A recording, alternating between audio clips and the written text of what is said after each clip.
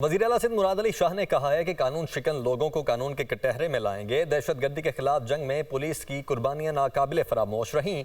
रवां साल पुलिस के 35 जवान शहीद हुए। गुज़श्ता साल पुलिस ने कच्चे में 260 डाकू हासिल किया। 418 डाकुओं को जख्मी, 1038 को गिरफ्तार किया गया, 114 ने सरेंडर किया। कच्चे से 407 मगवी बाजियाब करवाए गए। वो पुलिस ट्रेनिंग कॉलेज सईदाबाद में 131वीं पासिंग आउट परेड से खिताब कर रहे थे। सिंध पुलिस के जवानों पर अवाम, सिविल सोसाइटी और हुकूमत सिंध की बड़ी तवक्कुआत हैं। आपका फ़र्ज़ है कानून शिकन नासिर को अदालत के कटहरे में लाएं।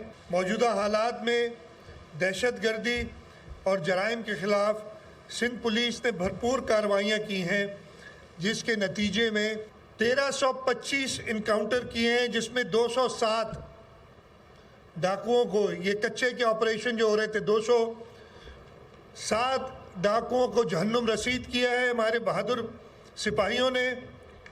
418 जख्मी किए हैं, 1038 डाकुओं को अरेस्ट किया है और 114 सरेंडर किया है डाकुओं ने। इसी दौरान 460 मुग़वियों को आज़ादी दिलाई है।